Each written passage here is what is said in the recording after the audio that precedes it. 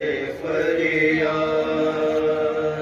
کیا یہی میری رسالت کا صلہ ہے جلا ہو چکا ظلم سے امت کے میرا گھر برباد کب تک پھر یہ ستم جھیلے گی میری اولاد راحتیں سارے زمانے کی زمانے کے لیے رہ گئی آج میری ٹھوکریں کھانے کے لیے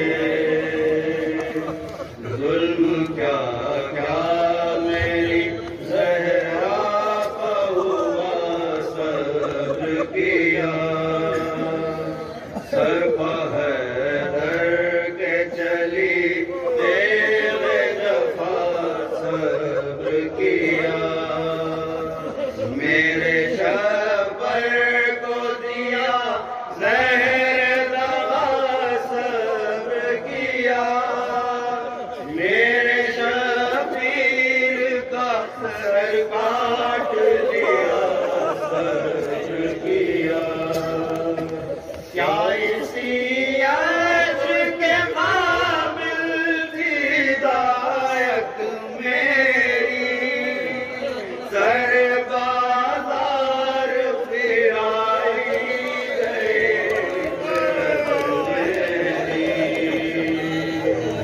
سنگ تاریخ وہ اجلا وہ محمد کا قمر روشنی کا نہ جہاں دخل ہوا کا نہ گزر کبھی ہوتی تھی نہ شام اور نہ آتی تھی سحر الفت شام کے زندان جفا سے بڑھ کر ماں ستم چند گرفتاروں کا بٹ جاتے تھے یہاں سب ایک ہی قیدی پر ستم ڈھاتے تھے بھول گیا سارا بدن اور ہوئے اتنے لاغر ہمیں سجدہ جسد پاک نادا تھا نظر قید خانے میں جو آتا کوئی دادا افسر ہو کے حیران یہ کہتا کہ وہ قیدی ہے کدھر آدمی یا کوئی بچانا پڑا ہے دیکھو پارچہ تو وہ مسلح پہ پڑا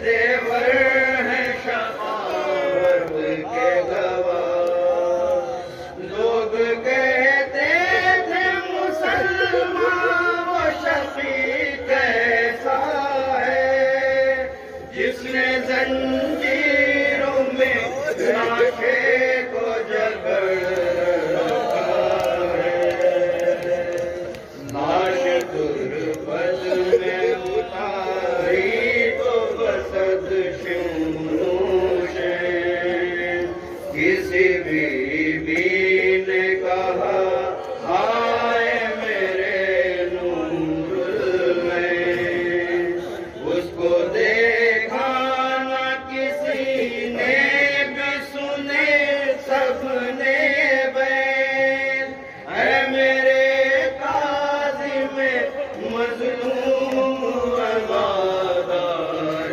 حسین، یاد میں پیاسوں کی اشکوں سے دھونے والے، الوداع ہے میرے شبیر کے رونے والے، الوداع ہے میرے شبیر کے رونے والے، الوداع ہے میرے شبیر کے رونے والے۔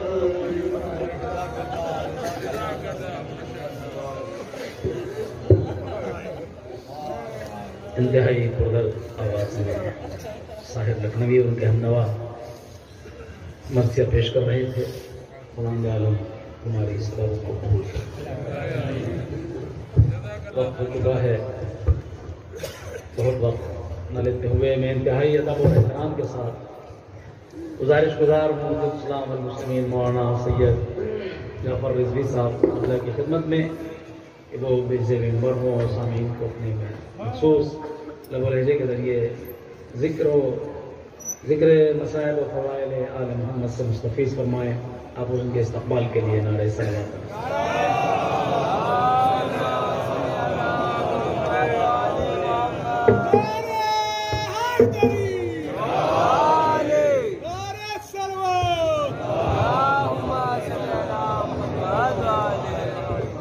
امام کے ظہور کے لیے بلند تر سلوات۔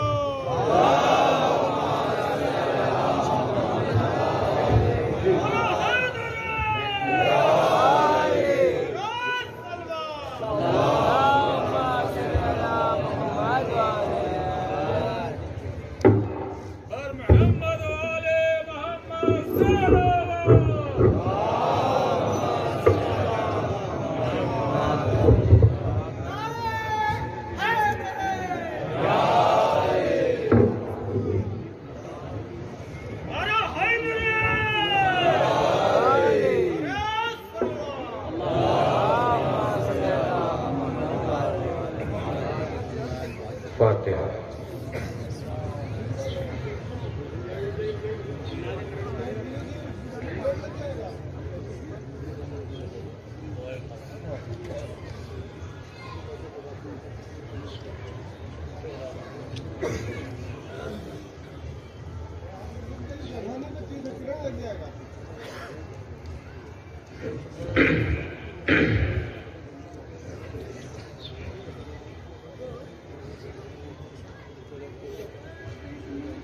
ماشاءاللہ ولا حول ولا قوة الا باللہ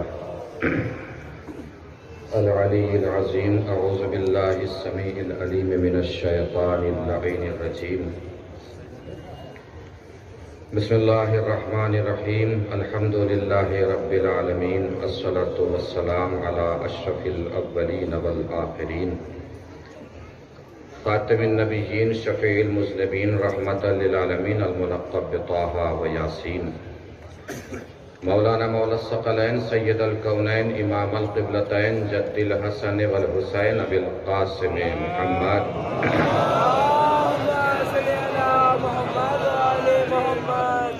وعلى آلہ الطیبین الطاہرین المعصومین المظلومین المنتخبین المنتجبین الغر المیامین ولعنة الله الدائمة الباقية على أعدائهم وقتلتهم وغاصب حقوقهم ومنكر فضائلهم ومصائبهم من الآن إلى قيام يوم الدين.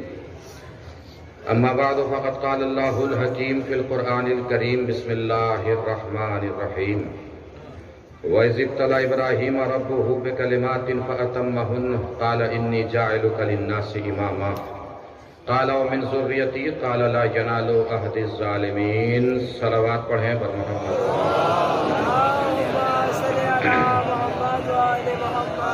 مل جل کے ایک اور بار آواز سے بلند نعرہ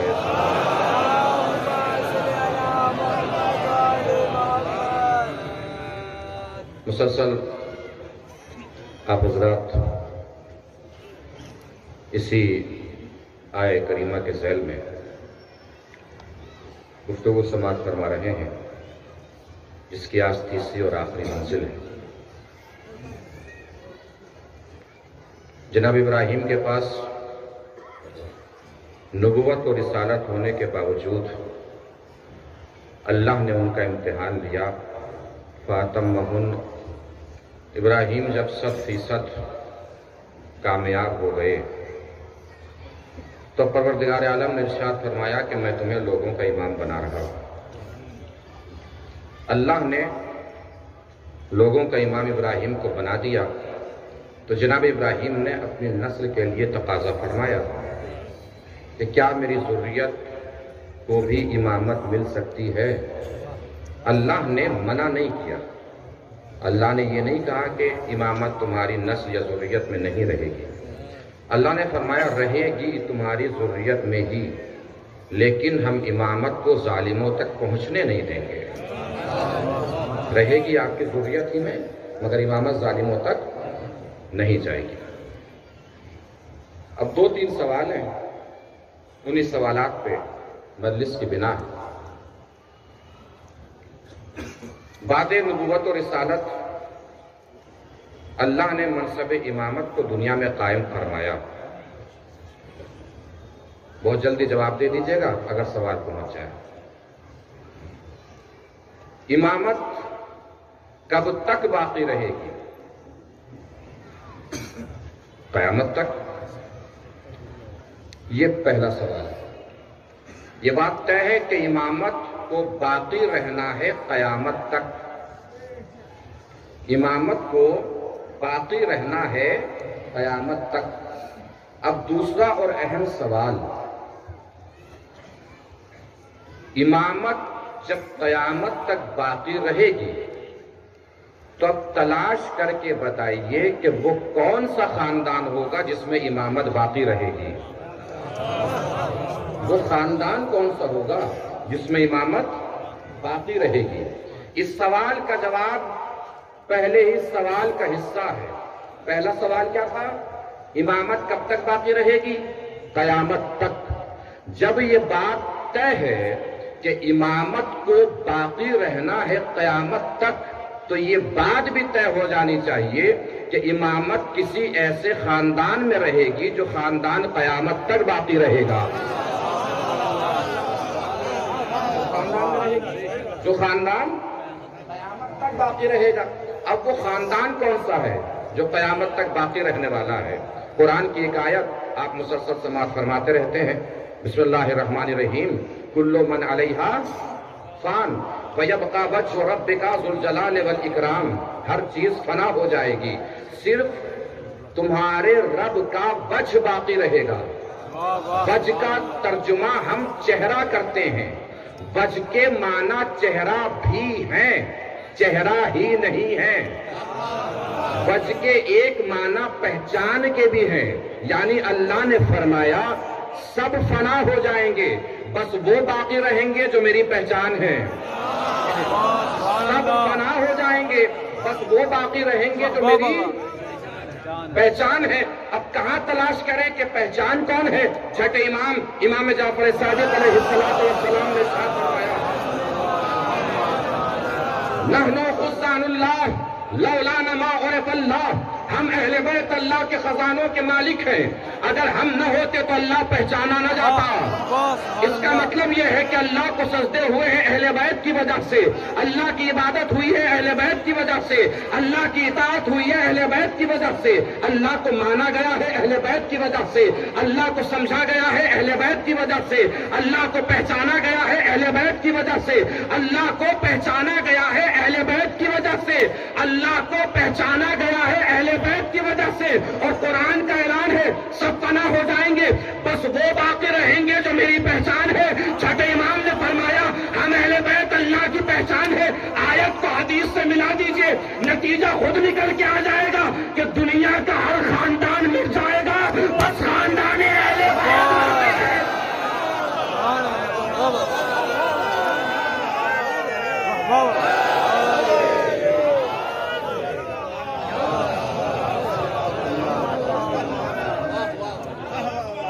ہو سکتا ہے کسی کے ذہن میں آئے کہ زور خطابت سے سمجھا لیا, چلیے آیت کی طرف چلتے ہیں. میں نے کیا عرض کیا کہ اللہ نے منع نہیں کیا کہ نہیں تمہاری ذریت یا تمہاری نسل میں امامت نہیں ہوگی. اللہ نے فرمایا ہوگی آپ ہی کی نسل میں. قرآن کی دوسری آیت اس بات کی دلیل ہے. اللہ نے ارشاد فرمایا بسم اللہ الرحمن الرحیم وَجَعَلَهَا كَلِمَةً بَاقِيَةً فِي عَقِبِهِ, یعنی اللہ نے کلمہ باقیہ کو ابراہیم کی نسل میں رکھا. اس کا مطلب قرآن نے امامت کو کلمہ کہا ہے, کلمے کو امامت کہا ہے. اب دکھانے جا رہا ہوں وہ نسل, وہ خاندان, وہ شجرہ جس میں اللہ نے امامت کو رکھا. بتانے نہیں, دکھانے جا رہا ہوں. ایمانداری سے جسے جسے دکھائی دے جائے وہ مجھے دکھا دے کہ اسے کیا دکھائی دے رہا ہے. اگر دکھ جائے تو بتا دیجئے گا کہ وہ شجرہ دکھائی دے رہا ہے کہ نہیں دکھائی دے رہا ہے. ارشاد ہوتا ہے بسم اللہ الرحمن الرحیم الم ترى کیف ضرب اللہ مثلا کلمۃ طیبۃ کشجرۃ طیبۃ اصلها ثابت وفرعها فی السماء. کیا تم نے نہیں دیکھا کہ ہم نے کلمہ طیبہ کو شجرہ طیبہ میں رکھا؟ توجہ, ہم نے کلمہ طیبہ کو شجرہ طیبہ میں رکھا, یعنی کلمہ طیبہ شجرہ طیبہ جیسا ہے, یعنی جو شجرہ طیبہ ہوگا وہی نسل امامت ہوگی. اب شجرہ طیبہ کہاں تلاش کریں؟ اللہ نے آگے پہچان بتائی. قرآن میں سب کچھ ہے. کسی بھی زندگی کے موڑ پر قرآن نے ہمیں پیاسا نہیں چھوڑا ہے. بس ہمیں کرنا یہ ہے کہ قرآن جھوم کے نہیں پڑھنا ہے, پڑھ کے جھومنا ہے.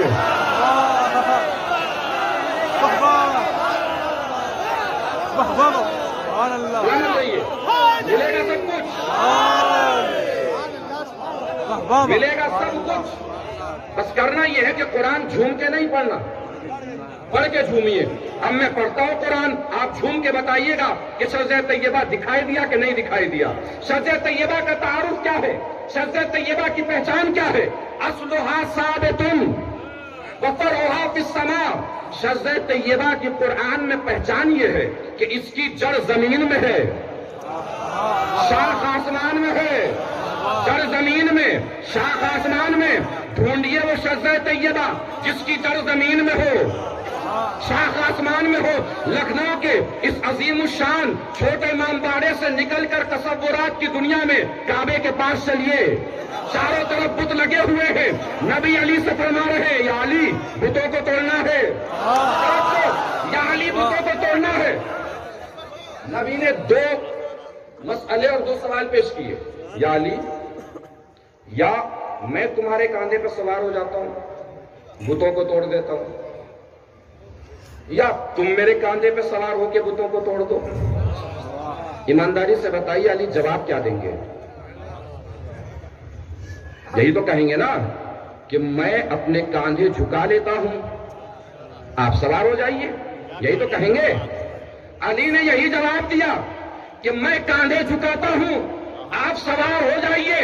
توجہ, علی کے کاندھے جھکے, نبی کے قدم زمین سے اٹھے. ادھر نبی کے قدم نے فرش کو چھوڑا, ادھر جبرائیل نے عرش کو چھوڑا. یا نبی اللہ مرضی آپ کی ہے، علی کے بدن پہ اپنے پاؤں رکھے چاہے نہ رکھے، مگر قدم علی کے گوشت پہ رکھنے سے پہلے دیکھ لیجئے علی صرف علی نہیں ہے، اس کا چہرہ وجہ اللہ ہے.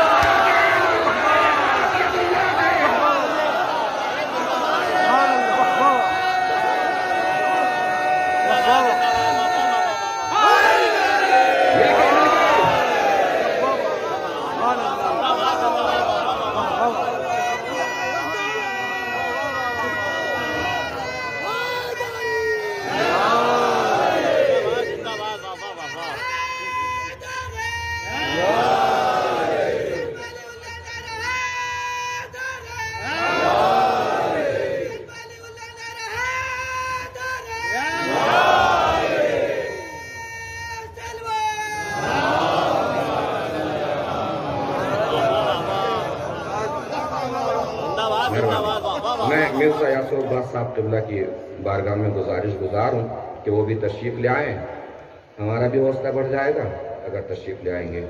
ایک بآواز بلند صلوات پڑھ لیجیے ان کے استقبال کے لیے.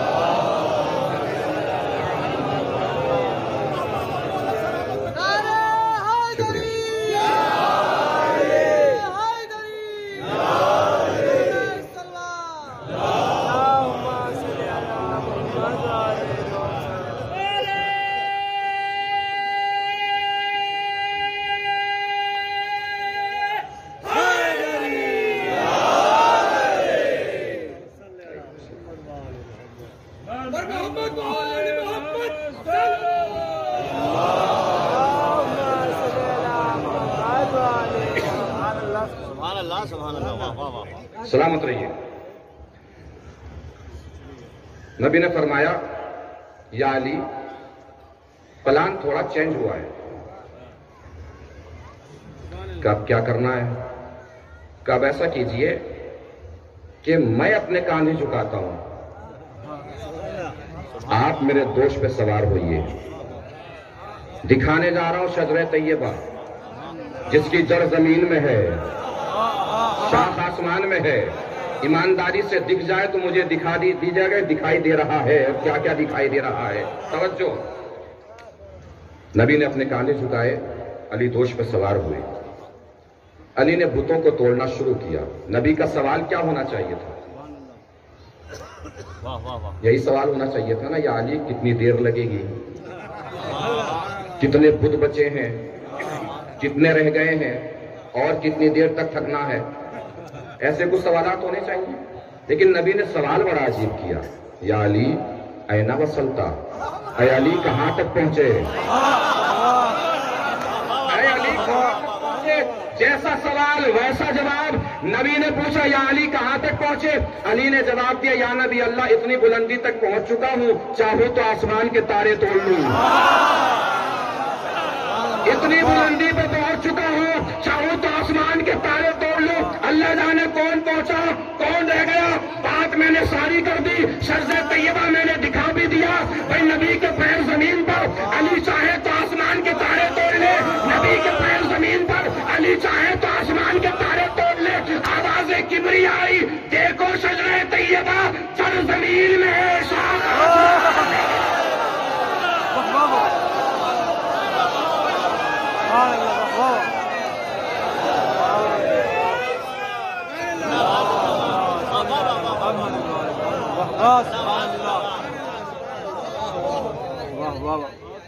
اسی لیے حضور نے فرمایا انا اصلھا وعلی فرعھا، میں اس شجرہ طیبہ کی اصل ہوں، علی اس شجرہ طیبہ کی فرع ہے، شاخ ہے. اور آگے نبی نے فرمایا جس نے شاخ کو چھوڑا برباد. بھئی آپ میں سے کسی نے کوئی ایسا پتا آج تک دیکھا ہے جو شاخ سے ٹوٹ گیا ہو پھر بھی ہرا بھرا رہا ہو؟ دیکھا ہے؟ بہت سے لوگ تو ایسے حیرت کے مارے خاموش ہیں کہ جیسے ان کی گلی میں ایسے شجر اگتے ہیں. نہیں دیکھا نا؟ اچھا پتہ ٹوٹ گیا تو کیا ہو جاتا ہے؟ ٹوٹ جاتا ہے. شاخ سے ٹوٹا جڑ میں گر گیا.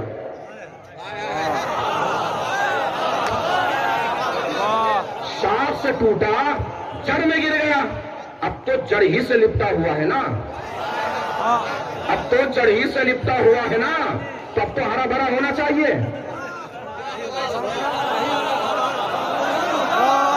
سلامت رہیے, سلامت رہیے, جیتے رہیے. کسی صاحب کو سنک اٹھے کہ میں اس پتے کو یہیں پہ ہرا بھرا کروں گا اور وہ اس میں پانی ڈالنا شروع کرے, پتا ہرا بھرا ہونے کے بجائے بدبو مارنے لگے گا. نہیں پہنچی بات, نبی نے یہی فرمایا جو علی کو چھوڑ دے چاہے میرے آس پاس بنا رہے.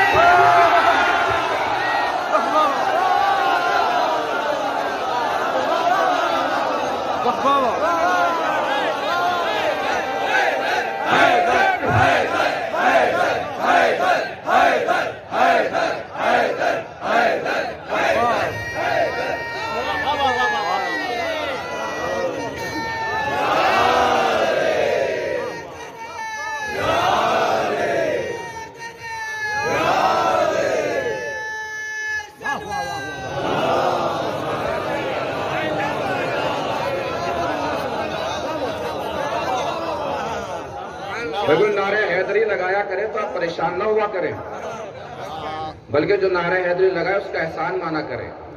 اس نے آپ کو ایک مرتبہ اور علی کہنے کا موقع دے دیا.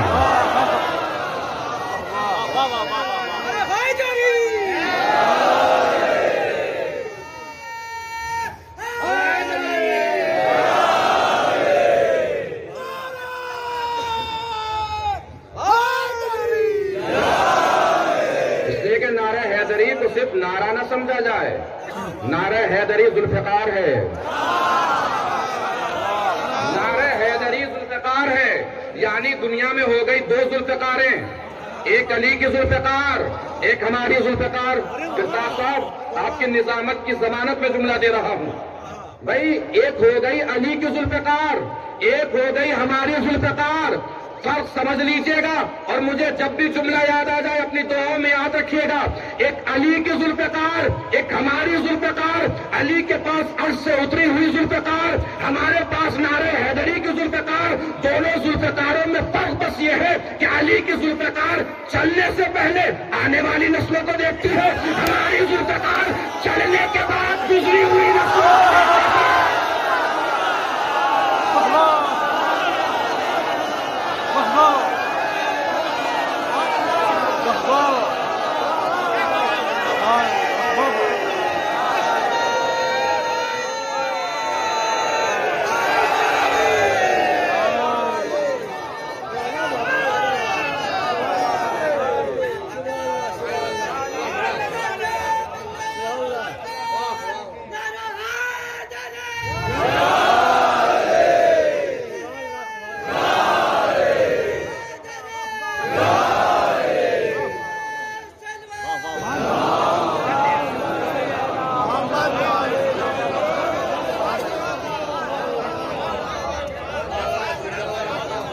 اس شجرہ طیبہ کی دو پناہ گاہیں ہیں.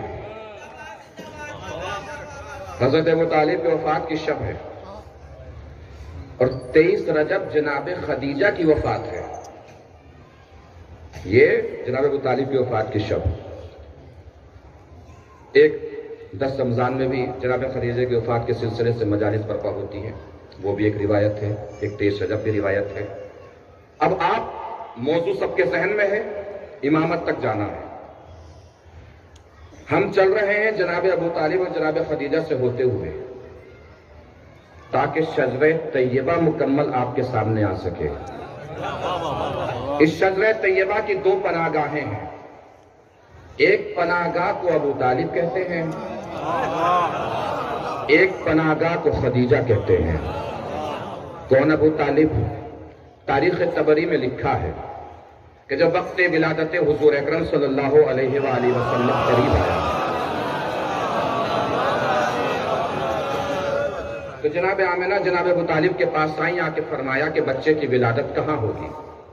تاریخ طبری میں لکھا ہے کہ ابو طالب نے جواب دیا کہ گھبرانے کی ضرورت نہیں ہے, میرا گھر حاضر ہے. اس کا مطلب تاریخ سے یہ بات ثابت ہے کہ حضور کی ولادت ہوئی ہے ابو طالب کے گھر میں.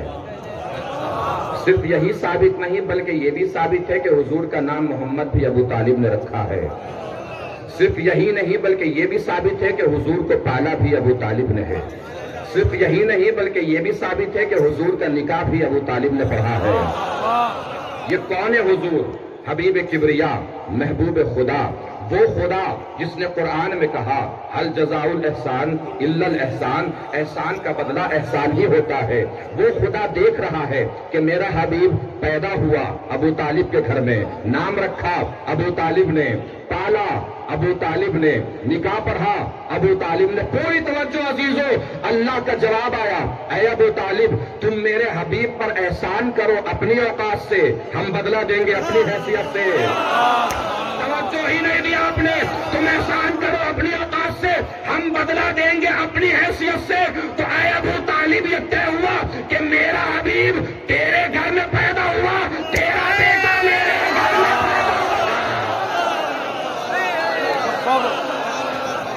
اے ابو طالب میرے حبیب کا نام آپ نے محمد رکھا، آپ کے بیٹے کا نام ہم علی رکھیں گے۔ اے ابو طالب میرے حبیب کو آپ نے پالا، آپ کے بیٹے کو میرا حبیب پالے گا۔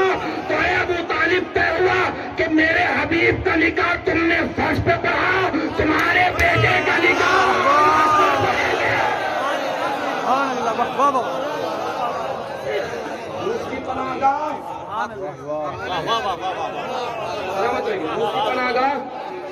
جناب خدیجہ سلام اللہ علیہا۔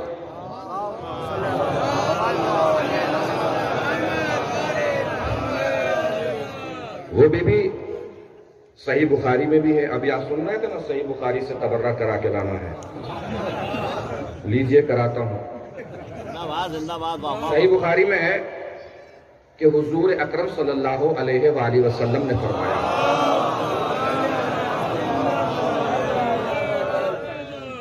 دنیا کی سب سے بہترین عورتیں 4 ہیں،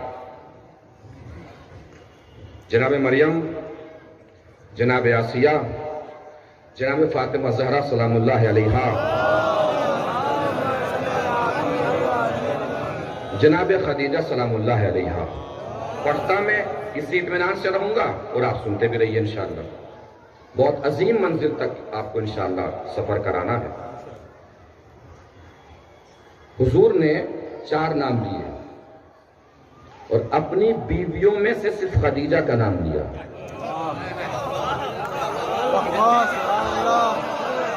نہیں پہنچی بات؟ مکمل کھل کے ہی کہنا پڑے گا۔ اپنی بیویوں میں سے صرف خدیجہ ہی کا نام لیا ہے۔ بھائی رسول کی بیویوں میں سے اگر کوئی اور بھی خدیجہ سے بہتر ہوتا تو رسول اس کا نام لیتے۔ بھائی 2 نام بڑے عظیم لیے ہیں، ایک آسیہ کا جو فرعون کی بیوی ہے، ایک خدیجہ کا جو اپنی بیوی ہے، ایک آسیہ کا جو فرعون کی بیوی ہے، ایک خدیجہ کا جو نبی کی بیوی ہے۔ توجہ نہیں دیا آپ نے؟ یعنی نبی نے 1400 سال پہلے بتا دیا کہ یہ مت دیکھا کرو بیوی کس کی ہے،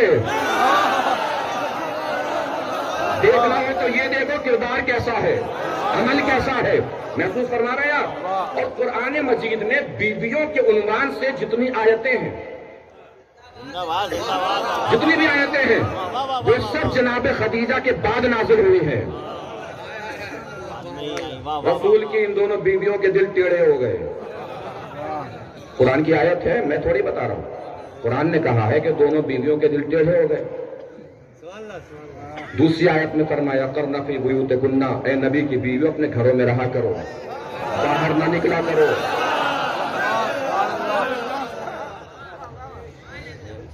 جو آپ سمجھ رہے ہیں اس سمجھ کو بھی سلام۔ جو میں پڑھنا چاہ رہا ہوں سلامت رہیے، بڑا خوبصورت بڑا پیارا سن رہے ہیں آپ۔ بھائی ڈانٹا گیا ہے قرآن میں نبی کی بیویوں کو، مگر خدیجہ کے بعد، اس لیے کہ ڈانٹنے کی ضرورت اسی کو پڑتی ہے جس سے غلطیاں ہوتی ہیں۔ تو یہ بات طے ہے کہ خدیجہ سے کبھی کوئی غلطی اور خطا نہیں ہوئی ہے، نہیں توجہ دی، کوئی خطا اور غلطی خدیجہ سے کبھی نہیں ہوئی ہے۔ اور بیویوں کو قرآن نے ڈانٹا ہے، خدیجہ کو نہیں ڈانٹا۔ پتہ چل گیا مومنوں کی ماں ہونا اور ہے فاطمہ زہرا۔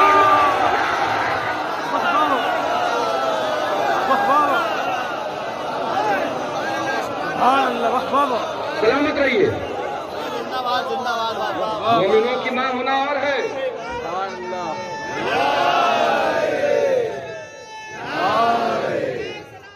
سلامت رکھے.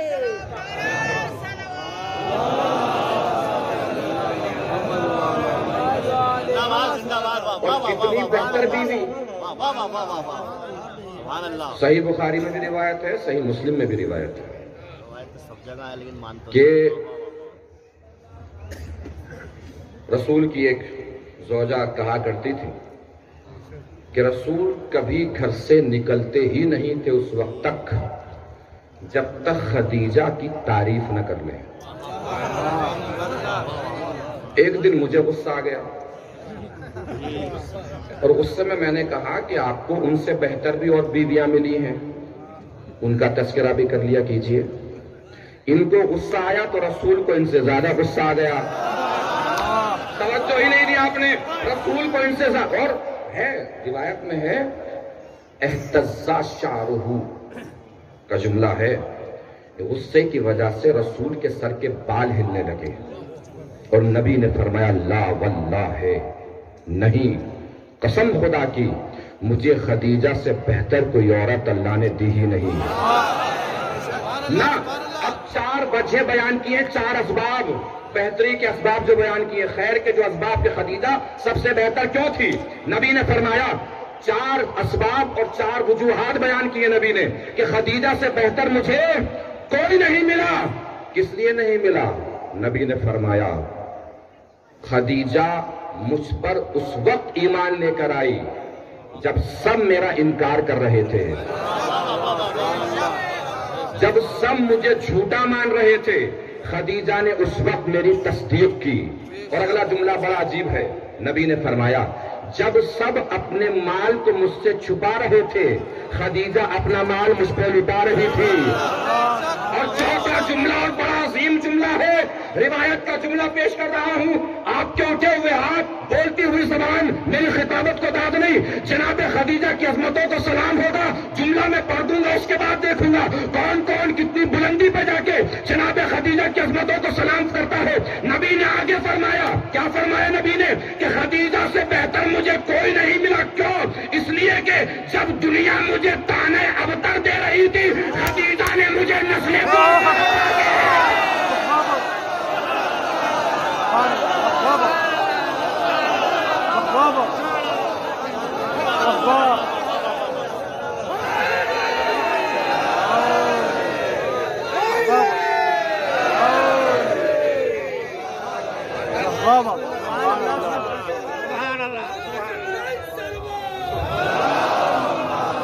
سلامت رہیے.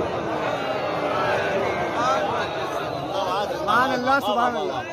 جب سب اپنا مال مجھ سے چھپا رہے تھے خدیجہ نے اپنا مال مجھ پہ لٹایا ہے. کیسے لٹایا ہے, کس طرح لٹایا ہے؟ کتنا پاکیزہ مال ہے وہ کہ جس سے رسول نے تجارت فرمائی ہے. عظمت سمجھ خدیجہ کی بعد میں بات ہے, مال کی عظمت سمجھیے. جناب ابو طالب لے کے گئے ہیں رسول کو کہ میرا بھتیجا بھی قافلے میں جائے گا, یہ بھی تجارت کرے گا. جناب خدیجہ نے فرمایا کہ لے جائیے, مال لے جائیے, تجارت کریں گے. یہ میسرہ جناب خدیجہ کا غلام تھا, سپروائزر بھی تھا. جب بھی کسی کو بھیجا کرتی تھی آپ تو میسرہ سے کہا کرتی تھی کہ نظر رکھنا, کوئی غلطی ہو تو ٹوک دینا.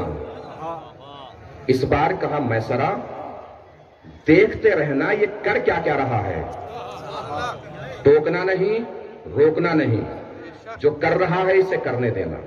قافلہ پلٹا.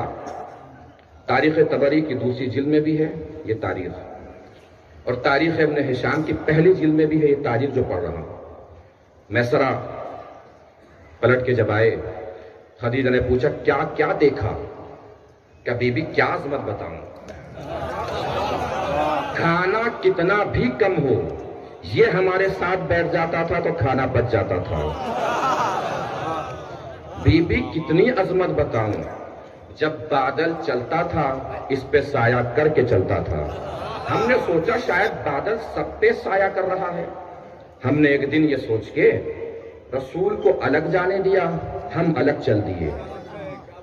ہم نے تو رسول کا ساتھ چھوڑ دیا، بادل نے رسول کا ساتھ نہیں چھوڑا۔ نہیں پہنچی بات؟ بادل بے شعور ہے مگر اتنا شعور ہے کہ کسی کا ساتھ چھوڑ دینا ہے، رسول کا ساتھ نہیں چھوڑنا ہے۔ اور کیا عظمت بتاؤں، قد محمد کا، حضور کا، رسول کا میانہ ہے، میسرہ کہہ رہے ہیں، لیکن کتنی بھی بھیڑ میں ہوتے تھے رسول سے بڑا کسی کا قد نہیں ہوتا تھا۔ نئی بات پہنچی؟ رک کے سمجھ لیجئے، یعنی اللہ کی سنت ہے، اللہ نے سنت بنائی ہے، قاعدہ بنایا ہے، قانون بنایا ہے کہ کسی کا قد رسول سے نہیں بڑھنے دینا ہے، کسی کا قد رسول سے نہیں بڑھنے دینا ہے، کسی کا قد رسول سے نہیں بڑھنے دینا ہے۔ یہ تو عظمت صرف غدیر کے منبر کو ملی ہے کہ علی کو رسول کے قد سے بلند کرا دیا۔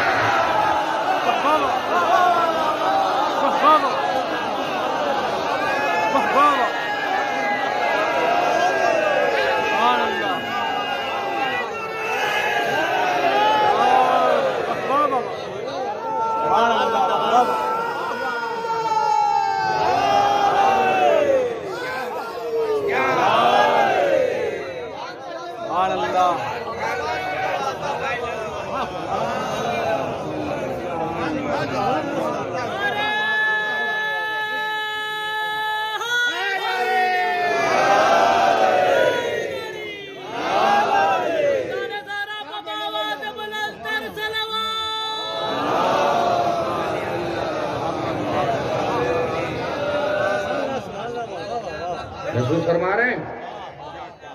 جناب خدیجہ نے فرمایا آپ کی ایک سہیلی تھی جن کا نام نفیسہ تھا، ان کو بلایا، بلا کے کہا کہ معلوم تو کرو کہ محمد چاہتے کیا ہیں، شادی وادی کرنی ہے انہیں، پیغام لے کے جاؤ ہمارا۔ نفیسہ گئیں، پوچھا کہ شادی کرنے کا ارادہ ہے، اگر کوئی پاکیزہ خاتون مل جائے۔ رسول نے سوال کیا مثلاً خدیجہ؟ کہ میں اپنے چچا سے پوچھ کے بتاتا ہوں۔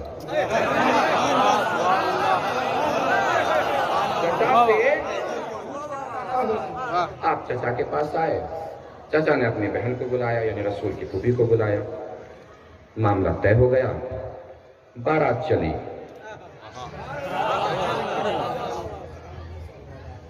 سید محمد امروی صاحب بہت بڑے خطیب گزرے، ان سے کسی نے پوچھ لیا کہ قبلہ مسلمان رسول کی ہر بیوی کا تذکرہ کر لیتا ہے، خدیجہ کا تذکرہ کیوں نہیں کرتا؟ انہوں نے زیر لب مسکراتے ہوئے فرمایا اس لیے نہیں کرتا کہ بتانا پڑے گا کہ بارات کس کے گھر سے گئی تھی۔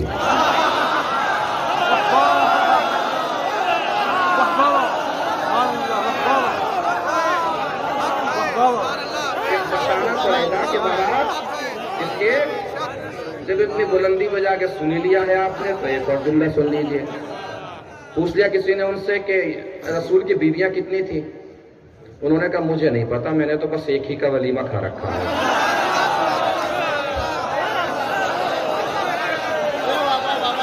سلامت رہیے۔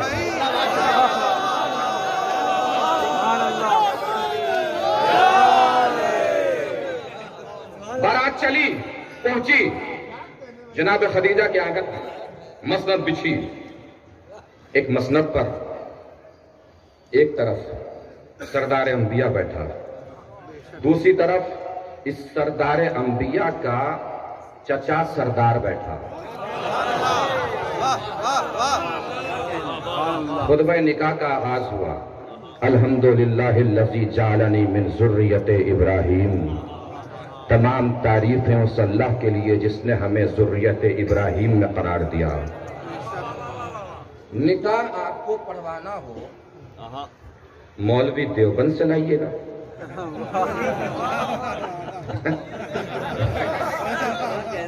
کس سے پڑھوائیے گا؟ اپنے مذہب کے ہی کسی مولانا سے پڑھوائیے گا، ظاہر سی بات ہے۔ یعنی یہ بات طے ہے کہ جو اپنے مذہب کا ہوتا ہے نکاح پڑھتا ہے،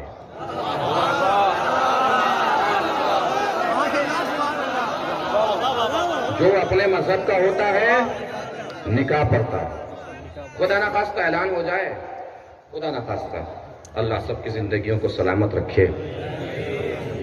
کہ کسی کا انتقال ہو گیا، معاشرتی تہذیب، تمدن اور ثقافت اور کلچر سے جو لوگ واقف ہیں وہ جانتے ہیں کہ موت ایک ایسی چیز ہے کہ بلا تفریق مذہب و ملت لوگ شریک ہونے چلے آتے ہیں. آ بھی جائیں، وہ بھی آ جاتے ہیں جن کا ہمارے مذہب سے تعلق نہیں ہوتا. اب تک توجہ دی ہے تو تائید فرما دیجئے گا، ابھی تک توجہ نہیں دی ہے تو آگے توجہ دینے کی کوشش کیجئے گا. اگر کوئی آ بھی جاتا ہے تو اس سے پہلے کہ غسل دیا جائے، کفن دیا جائے، نماز پڑھائی جائے، قبر میں اتارا جائے، وہ وہاں سے ہٹ جاتا ہے. کیوں؟ اس لیے کہ اسے معلوم ہے کہ مرنے والے کے مذہب سے میرا کوئی تعلق نہیں ہے. اس کی نماز الگ ہوگی، کفن الگ ہوگا، غسل الگ ہوگا. بات پہنچے، سامنے والے ساتھ ساتھ ہیں، میری نظر ادھر دروازے تک لوگوں کی طرف ہے، پوری توجہ.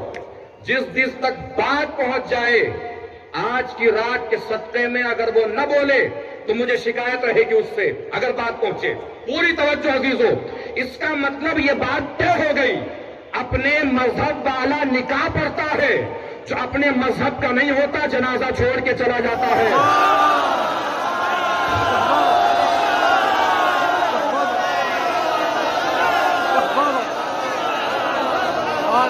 بہت صحیح بات.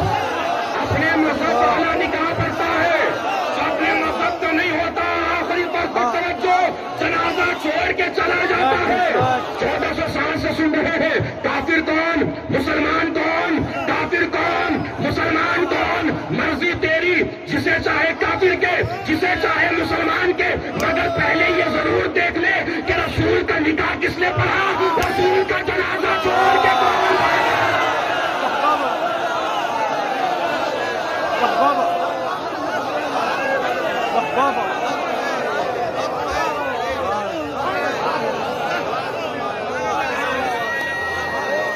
سلامت رہیے.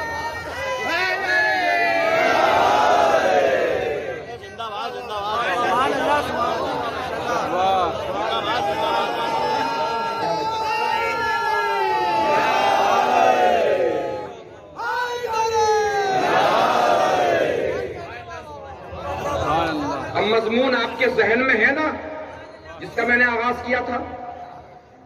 میں دکھانے جا رہا ہوں کہ اللہ نے امامت کو کس شجرے میں رکھا ہے. اب وہ شجرہ دکھانے جا رہا ہوں، دکھانے نہیں بلکہ شجرہ ملانے جا رہا ہوں جہاں سے نسل امامت چلی ہے. پوری توجہ عزیزو. نکاح ختم ہو گیا، رخصتی ہو گئی، جناب خدیجہ آ گئیں رسول کے گھر. تفسیر کبیر میں علامہ فخر الدین رازی نے بھی لکھا ہے، وَوَجَدَكَ عَائِلًا فَأَغْنَا کی تفسیر میں، کہ اللہ نے رسول کو دولت مند کیا ہے خدیجہ کی دولت کے ذریعے. رسول اداس بیٹھے ہیں، جناب خدیجہ نے پوچھا اداسی کیسی؟ رسول نے جواب دیا مکے میں لوگ بھوکے مر رہے ہیں. کیا گھبرا کیوں رہے ہیں؟ خدیجہ نے دولت جمع کرنا شروع کی. علامہ فخر الدین رازی نے تفسیر کبیر میں لکھا ہے کہ اتنا ڈھیر لگ گیا تھا کہ ایک طرف خدیجہ کھڑی تھی، ایک طرف رسول کھڑے تھے. نہ رسول خدیجہ کو دیکھ پا رہے تھے، نہ خدیجہ رسول کو دیکھ پا رہی تھی. مال بٹنا شروع ہوا. پوری توجہ. اعلان کر دیا گیا مال خدیجہ بٹ رہا ہے، جسے ضرورت ہوا کہ لے جائے. مال رسول کے دروازے کے سامنے جمع ہو گیا. توجہ عزیزو. لوگ آئے، قطار میں کھڑے ہیں، سب بنی ہوئی ہے مال خدیجہ لینے کے لیے. خدیجہ نے آواز دی ایسے نہیں، پہلے ایک بات کرنی ہے آنے والوں سے. کیجیے بات، بتائیے بات. خدیجہ نے کہا مال لینا ہے، دولت لینی ہے؟ کہا ہاں بی بی لینی ہے. کہا تو بس ایک کام کرو، کلمہ پڑھتے جاؤ دولت اٹھاتے جاؤ. کلمہ پڑھتے جاؤ دولت اٹھاتے جاؤ. کلمہ پڑھتے جاؤ دولت اٹھاتے جاؤ. توجہ نہیں دی آپ نے؟ جناب خدیجہ اور جناب ابو طالب میں فرق محسوس کیا؟ کیا فرق ہے؟ یعنی خدیجہ کلمہ پڑھواتی رہی، ابو طالب کلمہ بچاتے رہے. خدیجہ کلمہ پڑھواتی رہی، ابو طالب کلمہ بچاتے رہے. آوازیں کبریائی. اے میرے حبیب، احسان اسلام پر خدیجہ کے بھی بہت ہیں. احسان اسلام پر ابو طالب کے بھی بہت ہیں. تجھے میرے پاس آنا ہے، تیرے بعد چلنا ہے نسل امامت کو. اگر نسل امامت میں خدیجہ کی نسل میں رکھوں تو ابو طالب کے احسان کا بدلہ کیسے دوں؟ اگر ابو طالب کی ذریت میں سلسلہ امامت کو رکھوں تو خدیجہ کے احسان کا بدلہ کیسے دوں؟ ایسا کر، کسی دن ٹہلتے ٹہلتے میرے پاس عرش کی بلندی پہ چلا، بیٹھ کے بات کر لیتے ہیں، خدیجہ کی بیٹی لیتے ہیں، ابو طالب کا بیٹا لیتے ہیں.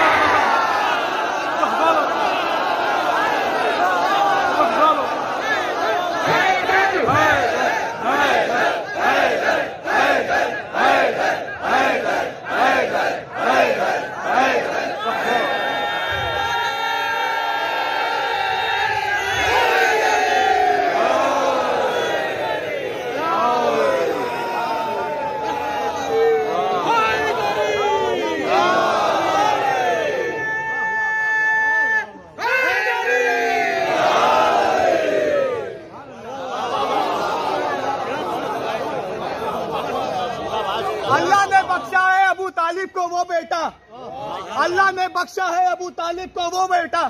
دنیا میں ایسا کسی کا کوئی لال نہیں ہے. اور کافر ابو طالب کو کہتے ہیں وہی لوگ جن کا دریا تو ہے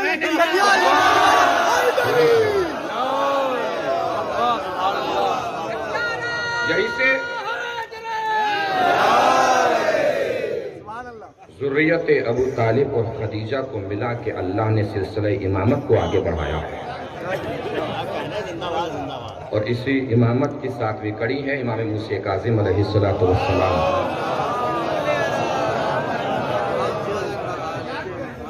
جن کا لقب باب الحوائج ہے.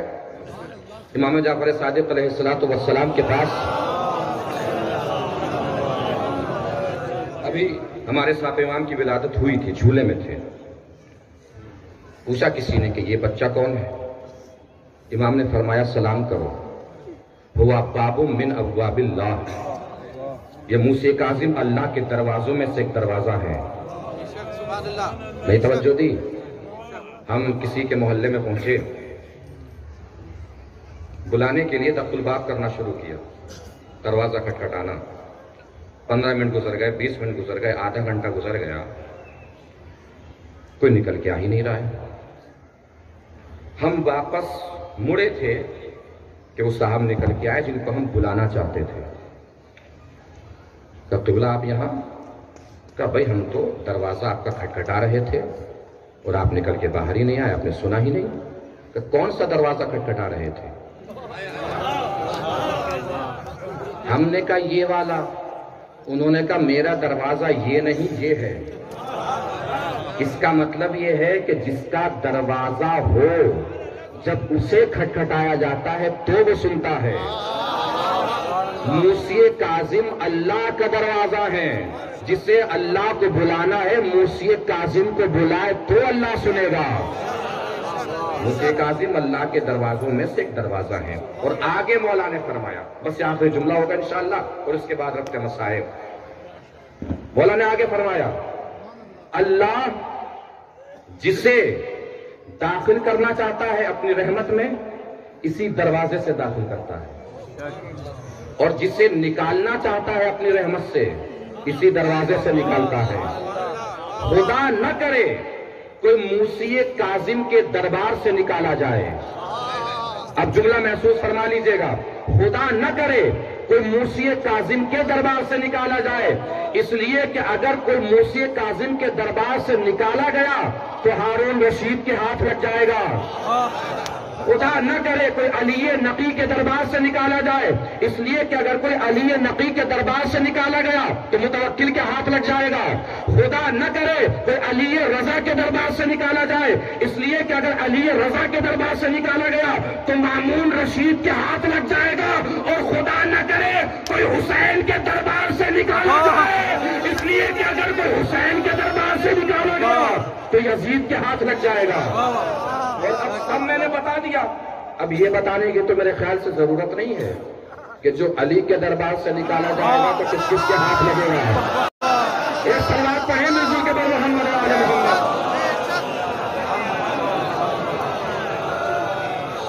سلامت رہیے. اللہ آپ کو کوئی غم نہ دے سوائے غم اہل بیت۔ اتنی کثیر تعداد اور اتنا بڑا اجتماع تشریف لائے ہیں آپ لوگ۔ خاتمہ نے امام موسی کاظم علیہ السلام کے زیر اہتمام اور انتظام ان عظیم الشان مجالس کا انعقاد کیا گیا۔ جو بھی ان مجالس میں جس طریقے سے بھی شامل ہوئے، تام درہم سخن پروردگار سب کی عبادتوں کو قبول فرمائے۔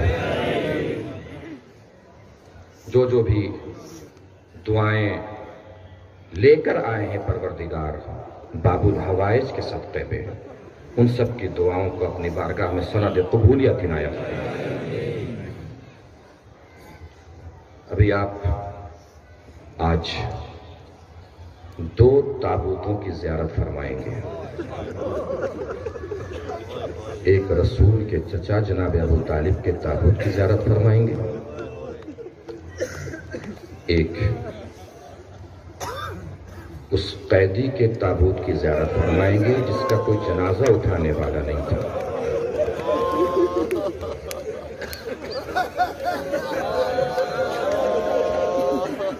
رسول کے چچا کا جنازہ آپ اپنے کاندھوں پہ اٹھائیں گے۔ اس چچا لفظ میں اور اس رشتے میں بڑی کیفیت ہے۔ وفاداری کے سارے اجتماعات انہی رشتوں کے زیر سایہ ہوئے ہیں، چاہے مکہ ہو چاہے کربلا ہو۔ کتنی تکلیف تھی رسول کو چچا کے جانے کی کہ جس سال میں گئے ہیں اس سال کو رسول نے عام الحزن کہا ہے، غم کا سال۔ علی سے کہا انتظام کرو، غسل و کفن کا، غسل و کفن دیا گیا، جنازہ اٹھا، قبر میں لٹایا گیا اور عام الحزن رسول نے قرار دیا۔ اور جاتے جاتے رسول نے فرمایا کہ چچا آپ کی وجہ سے مکے کے کفار مجھ سے ڈرتے تھے، آپ کی وجہ سے ڈرتے تھے، اب آپ نہیں ہوں گے تو مجھے کون سنبھالے گا، میری حفاظت کون کرے گا۔ مگر بڑے خوش نصیب ہیں حضور، بڑے خوش نصیب ہے رسول کہ چچا کا جنازہ اٹھایا بھی۔ کربلا کے چچا کو دیکھیے، وہ چچا جو سکینہ کا چچا تھا۔ 2 معصومین کے القاب ہیں باب الحوائج، ایک امام موسی کاظم کا لقب باب الحوائج ہے، ایک سکینہ کے چچا کا لقب باب الحوائج ہے۔ جس کی جو بھی حاجتیں ہیں جھولی پھیلا دیجئے، مانگ لیجئے۔ آپ کے مانگنے میں دیر ہو سکتی ہے، ان کے عطا کرنے میں دیری نہیں ہو سکتی۔ آنکھوں میں آنسو ہے تو مانگ لیجئے۔ مولا عباس کی بارگاہ میں ایک عالم بیٹھے ہوئے ہیں، وہ دیکھتے ہیں کہ ایک جوان آیا مولا عباس کی بارگاہ میں، اپنے کاندھے پہ اپنی ماں کو اٹھا کے لایا ہے، ضعیف ماں کو۔ اللہ جن کی مائیں بیمار ہیں سب کو صحت و سلامتی عنایت فرمائے، سب کو شفا یاب فرمائے۔ آ کے مولا عباس کے جالی کی طرف دیکھ رہا ہے، وہ عالم بیٹھے ہوئے دیکھ رہے ہیں اس منظر کو۔ تو مولا محلے والوں سے کہہ کے آ گیا ہوں کہ آپ کی بارگاہ میں جا رہا ہوں، مولا خالی ہاتھ نہیں جا پاؤں گا، گیا تو کیا منہ دکھاؤں گا۔ وہ عالم بیٹھے، انہوں نے کتاب اپنی بند کی، اٹھے، ماں کے قریب پہنچے، دیکھا کہ ماں نہیں بلکہ جنازہ پڑا ہوا ہے۔ ان عالم دین نے کہا اس جوان سے کہ بیٹا آپ جا کے غسل و کفن کا انتظام کیجئے، وقت وفات قریب ہے آپ کی ماں کا۔ وہ عالم فرماتے ہیں کہ اس نے مجھے اس نظر سے دیکھا کہ میں اندر تک کانپ گیا۔ اور اب جملہ سنیے گا اس کا، جملہ نہیں یقین سنیے گا، یقین۔ اس نے عالم کے چہرے کو دیکھ کے کہا کہ میں آپ سے مانگ رہا ہوں، میں جس سے مانگنے آیا ہوں اس سے بات کرنے دیجئے مجھے۔ تھوڑی دیر گزری، کوئی اس نے تبدیلی ماں کی صحت میں نہیں دیکھی، تو وہ جالی کے پاس گیا، جالی پکڑی اس نے، پکڑ کے کہا مولا آیا تو تھا آپ کے دربار میں، مگر آپ کے دربار سے شاید مل نہیں پائے گا، میں جب جا رہا ہوں آپ کی شکایت کرنے کے لیے، वालिमुद्दीन कहते हैं कि वहां से निकला, 25-30 मिनट गुजरी थी कि पलट के वापस आया और अपने माँ को गले से लगाया। मैंने देखा कि अभी जो माँ ऐसा लग रहा था कि जाने वाली है, रुखसत हो जाएगी, उठी, आंखें खोली और उसने पानी मांगा। मैं थोड़ी देर तक खामोश बैठा रहा वहां। जब ये मंजर गुजर गया तो मैंने उस जवान को बुलाया कि बता तो सही कि हुआ क्या है। कब मैं चला थोड़ी देर, जब रास्ता तय करते हुए मुझे हो गया तो मेरे सामने एक घुड़सवार जवान जाहिर हुआ। उसने पूछा कहाँ जा रहे हो? मैंने कहा नजफ जा रहा हूं। क्या करने जा रहे हो? मौला अब्बास की शिकायत करने जा रहा हूं। तो इतनी छोटी छोटी बातों के लिए आका को परेशान करोगे? यानी छोटी बात नहीं है, मेरी माँ का मसला है। जा वापस जा, तेरी माँ ठीक हो गई। मैंने कहा मैं वापस गया, पता चला कि मेरी माँ ठीक नहीं हुई तो मुझे ये रास्ता दोबारा तय करना पड़ेगा ना। मैं कैसे आपकी बात पे यकीन करूं? वो घोड़े पे सवार था जवान। उस जगह के चले सकर मेरे घोड़े पे बैठ जा, मैं तुझे करबला पहुंचा देता। मैं थोड़ी देर तक इंतजार करता रहा, ये सोच के कि घोड़े पे बैठूंगा कैसे जब तक ये सहारा नहीं देगा। मुझे तो इंतजार करते हुए देखा तो जवान ने पलट के फिर सवाल किया, बैठ जाना क्यों नहीं बैठ रहा है? क्या पहले अपना हाथ बढ़ाओ तभी तो बैठूंगा। उस जवान ने पलट के जवाब दिया, कुछ भी मांग ले बस मेरे दरबार से मेरे हाथ न मांग। इसलिए कि करबला के बाद में, करबला के मैदान में मेरे हाथ पहले ही मेरी भतीजी पे कुर्बान हो गए। आइए देखिए रसूल अकरम हुजूर पाक आपके चचा का जनाजा उठाने के लिए सकीना के चचा के जैसा मसाला नहीं है, मंजर नहीं है। कितने लोग यहाँ पे जमा हैं जो आपके चचा का जनाजा उठाने के लिए अपने कांधों पे बेकरार हैं।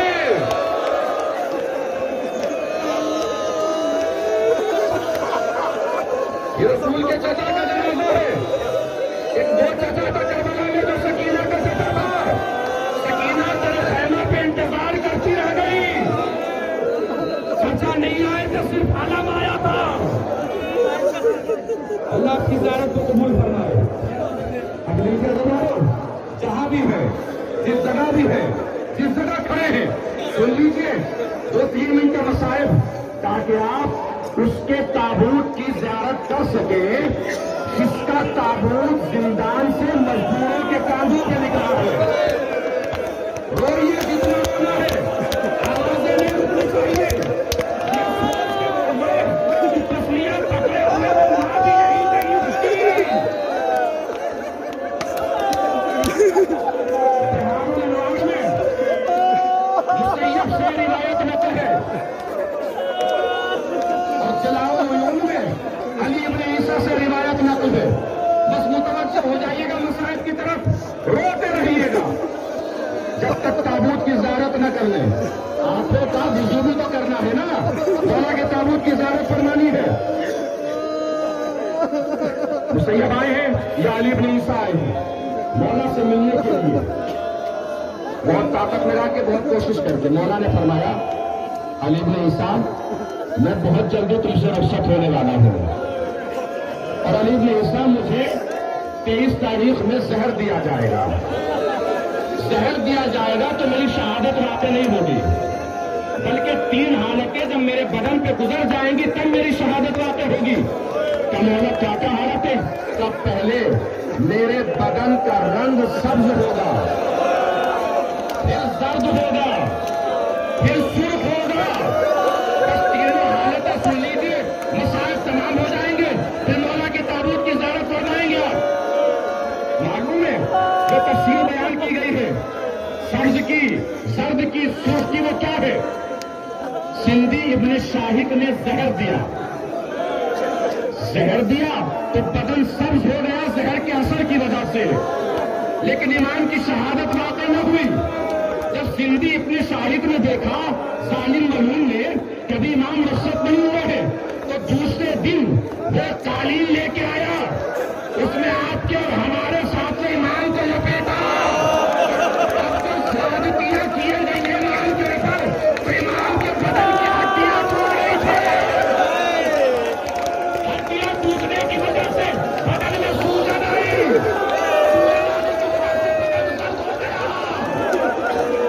अब इमाम की